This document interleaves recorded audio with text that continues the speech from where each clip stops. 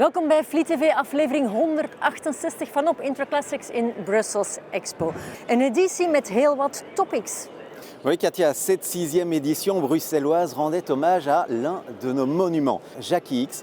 Le plus grand pilote belge fêtait l'an dernier ses 75 ans en pleine pandémie. Il aura donc fallu attendre cette année pour fêter cet anniversaire. Et de quelle manière?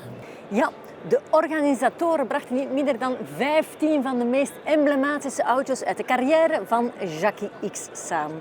Auto's die we u in dit programma allemaal zullen voorstellen. Ce salon Interclassics revenait aussi sur l'histoire de Elva, un petit constructeur britannique peu connu du grand public et pourtant à la base de l'émergence d'un autre monument du sport automobile. Et là, je parle de McLaren. Welkom terug op Interclassics in het gezelschap van echte juweeltjes. De mooiste auto's uit de carrière van Jackie Ickx. Oui, Katia, Jackie Ickx, c'est un palmarès inégalé dans l'histoire nationale avec 6 victoires aux 24 heures du Mans, 8 couronnes et 2 titres de vice-champion en Formule 1. 5 consécrations aux 1000 km de Spa-Francorchamps et puis une première place au Paris-Dakar et j'en passe. Veel uitzonderlijke prestaties, champagne en onderscheidingen, maar ook een paar tegenslagen. Jackie Ickx begon zijn carrière op 4 wielen op een valse noot, achter het stuur van deze BMW 700. Oui, en 1963, à l'âge de 18 ans, il n'est encore qu'un petit pilote amateur. Il prend le départ de la course de côte de La Roche en Ardennes et d'emblée se fait remarquer, mais pas tout à fait comme il l'espérait, puisqu'il finit sa trajectoire contre un arbre, ce qui lui vaudra pas mal de photos souvenirs et puis une bonne publicité. Cooper, Brabham, Williams, McLaren, Lotus, Porsche, Mercedes, Ferrari, Jackie Ickx a concouru pour les plus grands. C'est le pilote éclectique par excellence, il est de toutes les disciplines. Mais ce que l'histoire retiendra sans doute, c'est son parcours en endurance. De naam Monsieur Le Mans kreeg hij al vrij snel. In 1966, op 21-jarige leeftijd, brak hij de hegemonie van de Alfa Romeo door de Spa Cups te winnen. Achter het stuur van deze Ford Mustang. Nochtans, veel zwaarder en minder wendbaar dan zijn concurrenten. Oui. À partir de là, les victoires vont s'enchaîner jusqu'à cette course qui va le faire définitivement entrer dans la légende, les 24 heures du Mans, édition 1969. À l'époque, le départ au Mans se fait encore à pied, en courant. Les pilotes traversent la pit lane et dans la précipitation, bouclent souvent le premier tour sans boucler leur ceinture.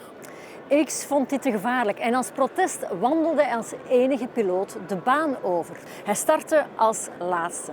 Wat hem niet weerhield om als eerste de finish over te komen, na een epische finale. Après la F1 et l'endurance, Jackie Ickx va s'essayer au rallye-raid. Au début des années 80, il découvre l'Afrique et les pistes du Paris-Dakar, une aventure qui marqueront le pilote et plus encore l'homme. Na een eerste deelname in 1981 achter het stuur van deze Citroën CX proberen Jackie Ickx en zijn compaan, de Franse acteur Claude Brasseur, het opnieuw met een Mercedes G-klasse.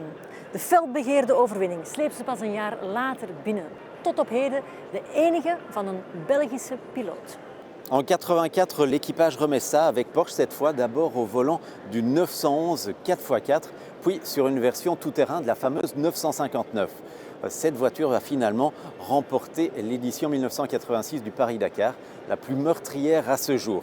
Cette voiture est une pièce tout simplement exceptionnelle, prêtée directement par le musée Porsche de Stuttgart, à l'instar d'une autre voiture rarissime, la 935 Baby Martini Racing, une voiture au palmarès tout simplement exceptionnelle. Cette 6e édition du salon Interclassics revenait aussi sur l'histoire éphémère de Elva, un petit constructeur britannique spécialiste des barquettes de course, fondé en 1955 et disparu très tôt, 14 ans plus tard. In de jaren 60 vertrouwde de Nieuw-Zeelander Bruce McLaren deze kleine vakman de productie onder licentie toe van zijn eerste V8 aangedreven barquette. Zo werd de MK1 de eerste McLaren geboren. Oui, et visiblement chez McLaren on a bonne mémoire puisque la dernière hypercar du constructeur porte le nom de Elva avec un V8 biturbo porté à 815 chevaux, 0 à 200 en moins de 7 secondes.